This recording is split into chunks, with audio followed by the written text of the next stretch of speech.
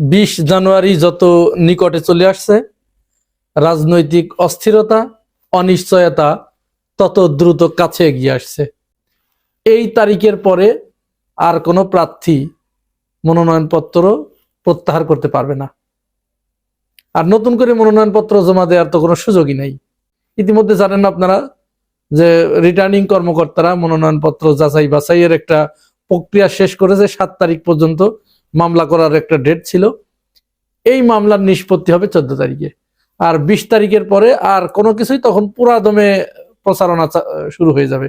তো এরই ভিতরে বিএনপির এরকম একটি দুঃসংবাদ, অর্থাৎ যখন আর কোনো উপায়ন্তর নাই, ওই আসনে কেউ আর এখন নমিনেশন সাবমিটও করতে পারবে না, কিছুই করতে পারবে না।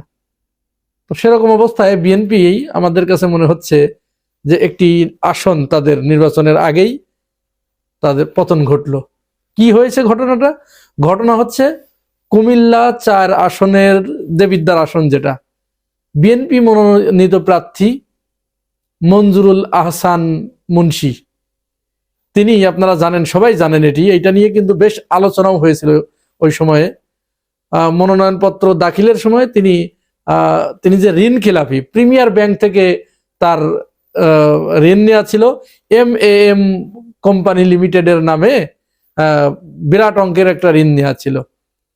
তো ব্যবসায়ীরা, আমাদের দেশের ব্যবসায়ী যেমন এস আলম পালিয়ে গেছে হাজার হাজার কোটি টাকা লুটপাট করে, মানে ব্যাংক থেকে ঋণ নিলে পরে তাদের আর এটা ফেরত দিতে হয় না। এটা গরিবের টাকা কারো পকেটে না গেলে সে নাকি বড় লোক হয় না। তো এরাও এই একই ধরনের। আচ্ছা বলুন তো, এই লোক এই যে প্রিমিয়ার ব্যাংক থেকে যে লোন নিয়ে পরিশোধ না করেই সেখানে তার খেলাপি ঋণ, তিনি খেলাপি হয়ে গেছে, এই লোক যদি এমপি হয়, এ কি আর কোনোদিন এই টাকা পরিশোধ করবে? অথচ এই টাকাগুলো কার? সব তো জনগণের টাকা। তো 2 তারিখে যখন তিনি তার মনোনয়নপত্র সাবমিট করেন, রিটার্নিং কর্মকর্তা যখন সেটি যাচাই বাছাই করছিলেন, তখন তিনি বলেন যে আমি একটি মামলা করেছি, মামলাতে হাইকোর্ট বেঞ্চ বাংলাদেশ ব্যাংকে নির্দেশ দিয়েছে যে মঞ্জুরুল আহসানের নামে যে CIB-তে যে ঋণ খিলাপি হয় সেটি যেন 3 মাসের জন্য স্থগিত রাখা হয়। তো তিনি ডকুমেন্ট সাবমিট করেন। সাবমিট করলে তখন তার মনোনয়নপত্র ওই রিটার্নিং কর্মকর্তা তিনি অ্যাপ্রুভ করেন, গ্রহণ করেন। অথচ ঠিক এই একই ঘটনা অন্য জায়গায় যখন ঘটে আরেকজনের ক্ষেত্রে, সেখানে তার মনোনয়নপত্র অবৈধ ঘোষণা করা হয়। তাহলে স্পষ্টভাবে দ্বিচারিতা, প্রশাসনের পক্ষপাতিত্ব। এই ঘটনার পরে ওই আসনে এনসিপির যে নেতা হাসনাত আব্দুল্লাহ, বাংলাদেশের কালো মানিক, সে এই বিষয়টি সামনে নিয়ে আসে যে না, এটি কোনো মতো অবস্থায় হতে পারবে না, কেন এটি হবে? তখন আর কি করা? হাসনাত আব্দুল্লাহর এই দাবির মুখে প্রিমিয়ার ব্যাংক চেম্বার আদালতে এই বিষয়টি স্থগিত চেয়ে, অর্থাৎ এই যে হাইকোর্টের যে রবিউল হাসানের একক বেঞ্চ যে আদেশটি দিলেন যে 3 মাসের ভিতরে মঞ্জুরুল হাসানের নামে যে ঋণ খেলাপি আছে এটি প্রচার করা বা তাকে ঋণ খেলাপির তালিকায় অন্তর্ভুক্ত করা থেকে বিরত থাকতে হবে। কে দিলেন এই আদেশ? রবিউল হাসানের হাইকোর্ট বিভাগের একক বেঞ্চ। তখন প্রিমিয়ার ব্যাংকের পক্ষ থেকে ব্যারিস্টার বিভূতি তরফদার তিনি চেম্বার আদালতে, রেজাউল হকের আদালতে একটি মামলা করলেন এই আদেশের স্থগিত আদেশ চেয়ে। অবশেষে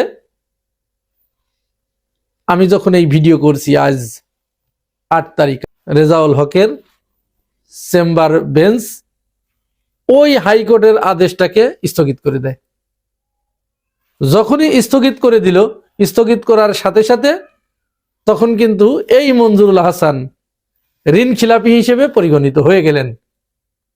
এখানে কিন্তু আর কোনো সুযোগ নেই। এবং এটি তিনি 5 সপ্তাহের জন্য এই আদেশটা দিলেন যে অবশ্যই মঞ্জুরুল হাসানকে ঋণ খিলাপিদের তালিকায় অন্তর্ভুক্ত করা যাবে। তাহলে মঞ্জুরুল হাসান ঋণ খিলাপির ভিতরে অন্তর্ভুক্ত হয়ে গেলেন। আর বাংলাদেশের যে নির্বাচন বিধি আছে, নির্বাচনের যে নিয়ম, এই নির্বাচনী নিয়মের ভিতরে রয়েছে কোনো ঋণ খিলাপি নির্বাচনে অংশগ্রহণ করতে পারবে না। তাহলে এই আদেশের মাধ্যমে মঞ্জুরুল আহসানের নির্বাচনে অংশগ্রহণ করা কিন্তু অনিশ্চিত হয়ে গেল এবং তার প্রার্থিতা অবৈধ হয়ে গেল। এখন অবৈধ যখন হয়ে গেল তখন তো তিনি আর নির্বাচন করতে পারবেন না। তাহলে কি হলো?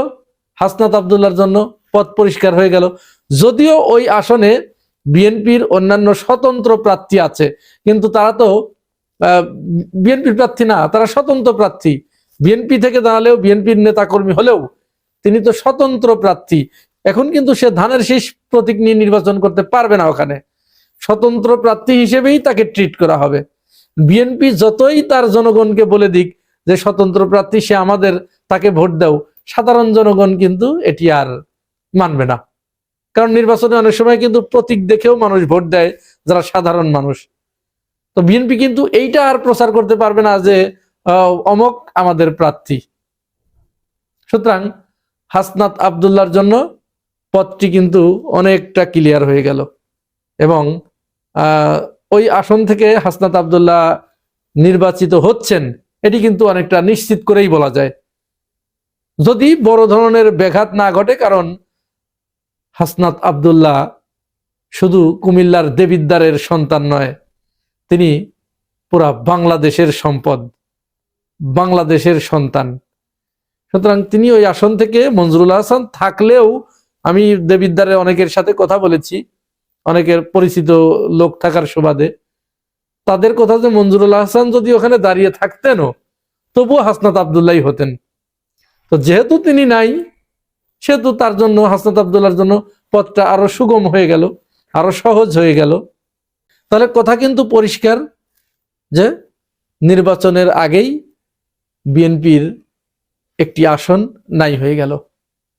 আর জামাত জোটের, অর্থাৎ 11 দলীয় জোটের একটি আসন কিন্তু নিশ্চিত হয়ে গেল বলা চলে। বাকি থাকলো আর 150টি আসন। আশা করা যায় এই 150টি আসনও জামাতের নেতৃত্বাধীন জোট তারা ছিনিয়ে আনবে, এর থেকেও বেশি পাবে অনেকেই আশা করছে। কারণ এই নির্বাচনে মানুষের ভিতরে এরকম একটা পারসেপশন তৈরি হয়েছে যে তারা নতুন কাউকে দেখতে চায়, তারা একটা পরিবর্তন চায়। মানুষ মাত্রই তো পরিবর্তনশীল, যে কোনো পরিবর্তনই মানুষ সাদরে গ্রহণ করে। সুতরাং তারা একটি পরিবর্তনের ভিতর দিয়ে যেতে চাচ্ছে এবং বাংলাদেশের রাজনীতিতে তারা নতুন কাউকে দেখতে চাচ্ছে বলে মনে করা হচ্ছে।